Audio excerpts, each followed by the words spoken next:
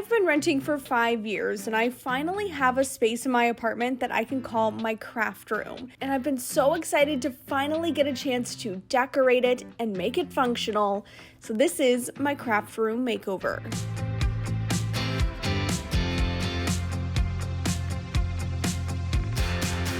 Hi everyone, I'm Alli and welcome to my channel and welcome back to my craft room, my home office, DIY studio, whatever name you want to call it. We are going to move on to part 2 today, which is taking this from more than what we have right here in my background and transforming it into a functional DIY space. And we're doing this all today, and I'm partnering with FlexiSpot and have a very special product that I'm going to feature in this video that is going to make the big difference. It is going to be the game changer and making this into my dream craft room. Now, if you didn't catch my last video, in that video I put together this faux renter-friendly built-ins that you see behind me here. I installed all of the shiplap, I then painted everything, fancied up the 2 bookcases, added a little extra desk to create this whole look. I have a full video on it that will be linked, of course, in the description box for you to check out. Now, if you are already noticing, the audio in here probably isn't sounding super fantastic. It's sounding a little echoey. Echo!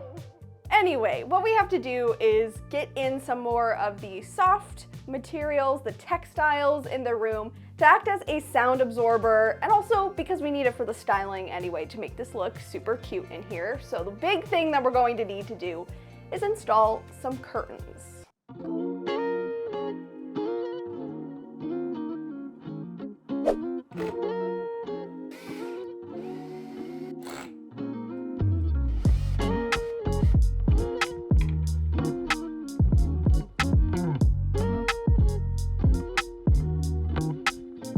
How did I do that? I just picked a random length to fold these curtains at, and they're perfect. Well, I guess I can now add pro curtain folder to my list of talents. Okay, let's put the curtain pins on.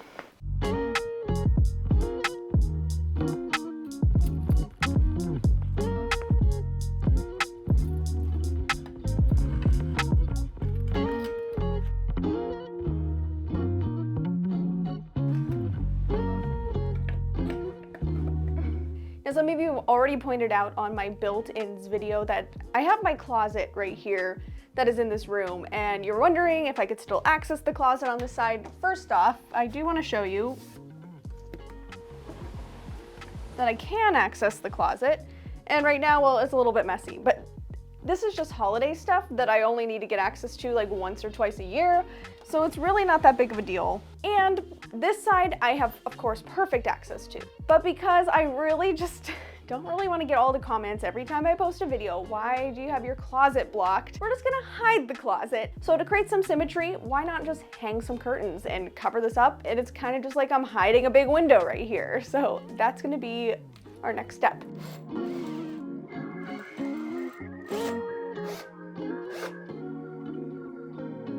And one thing that's been bothering me is the blinds. I think that, honestly, I'm gonna keep them up because I need all the natural light that comes into this room. Plus I added curtains. I'm just gonna take these down. You could take them down as long as you put them right back up when you move out, you stash them away somewhere, you are good to go. Perfect. Clearly they don't clean in this place. Oh, that's nasty.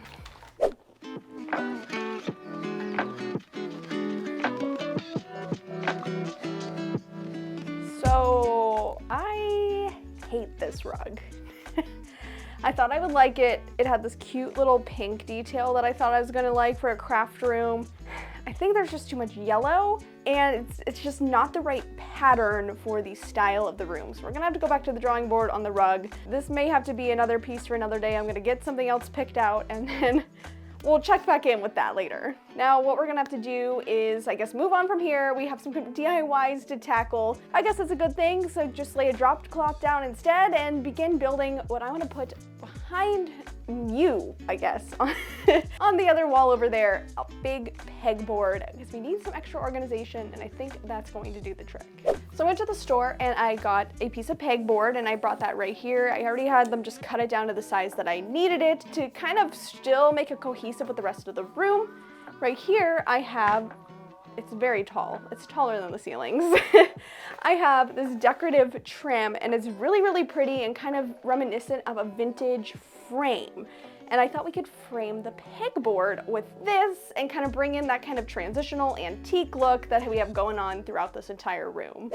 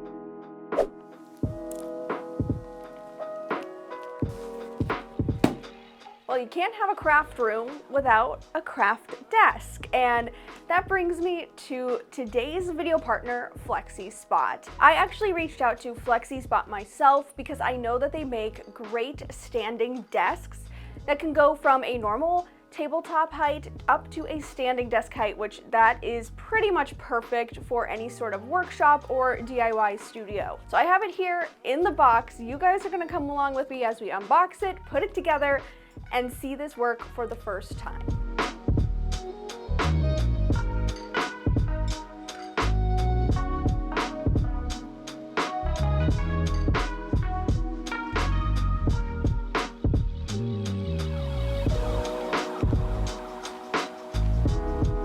I can't believe how easy it was to put the desk together, and it looks so good. Wait a minute, you can't see it right now. Hold on.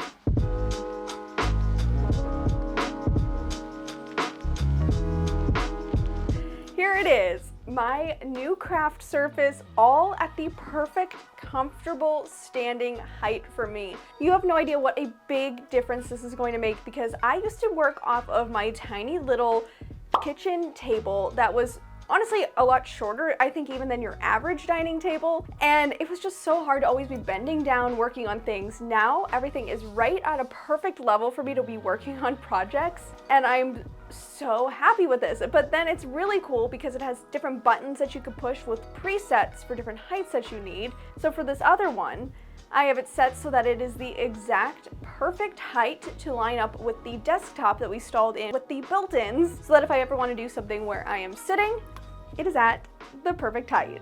The desk I picked out is the Comhar standing desk with drawer, and it is just a perfect multifunctional and compact desk. I love that it has the drawer where I'm able to stash away some of my most often used craft supplies like my scissors, pencils, tape measure, and I like that I'm able to select the height that I want my standing desk and program it to 4 height presets. It also comes with USB ports, which is awesome for charging devices or any of the electronics that I need for my YouTube channel. This desk is totally customizable with different options for the top and leg colors, but I love mine in all white because it brings a lot of lightness and airiness into the room and creates a really nice focal point. And now during FlexiSpot's Amazon Prime Day sale, you can get up to 32% off this desk and an extra 5% off by using the code COMHARDESK when purchasing my model, and that Amazon link will be in the description box. Now that I have a DIY surface, I need to do an inaugural DIY project. One thing I want to do to kind of bring this whole kind of workstation together is by creating a bulletin board that goes up on the wall behind me here and has like a nice little spot for me to put some of my inspiration photos, ideas as I'm coming up with room makeovers. So yesterday I already assembled the frame. I just took some boards, assembled a perfect square for the size that I wanted, wood glued it, stained it, and all of that to build the bulletin board. I already had this big piece of purple insulation foam that I was going to use for a different project, but just never got around to it. This is going to be perfect to pin stuff right into, so that's what I'm going to do. And I wanted to upholster it because that's going to look a little bit nicer, so I picked up a really pretty, kind of like an off-white linen. It's going to look really, really nice, and then just because this is purple, I want to hide it, and I don't feel like painting. I'm just going to layer down just some white cotton, regular like quilting fabric as the base. Next, I'm taking my linen fabric and cutting it down so it's a couple inches larger than the size of my foam piece, and that white fabric I put down first really worked out well in covering up this purple colored foam. Then all I had to do was wrap the linen material around my foam board, and a little trick, instead of putting the staples perfectly horizontal into the foam, it holds a lot better if you put them on a diagonal, because I found otherwise these staples wanted to tug and pull right out of the back of this, which I kind of expected, but it's really hard to use adhesive on a foam surface because it could eat through the foam. But that was also the purpose of creating this frame, because I knew that was going to help hold on the fabric as well, and it was a perfect fit. And then I just used my nail gun to tack in a couple nails on the side to hold this into place. I added 2 D-rings on the side of the frame and a picture hanging wire, and I was able to hang this up on my wall right in the center of that paneling that I did in my last video, and it just completes this empty space so well.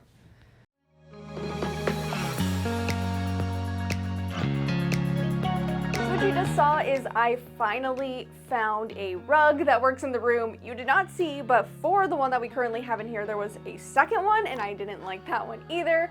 But I guess they say third time's the charm, because the third rug was the best one. That's nice and neutral, it works really well, and so I'm feeling pretty good about that. Now, I also just installed these picture lights as well, and I wanted them hanging over top of the shelves just to add a little extra lighting moment. I think it'd be really cool to highlight the things that I have on the shelves, brighten it up just a little bit. Now we're on to my favorite part though in the video, which is styling and bringing everything to life. Now you'll notice in the different pieces that I bring in that the goal here is not only for things to look cute and trendy, but also to be functional. So there's gonna be a lot of storage items and things like that, as well as some touches like all of my craft books that I've been collecting over the years. So that's just like a fun little touch. You'll also notice that I'm keeping some of the things empty, and that's because we're gonna be organizing our craft supplies later. Right now, we're just getting things into place and exactly how we want it to look.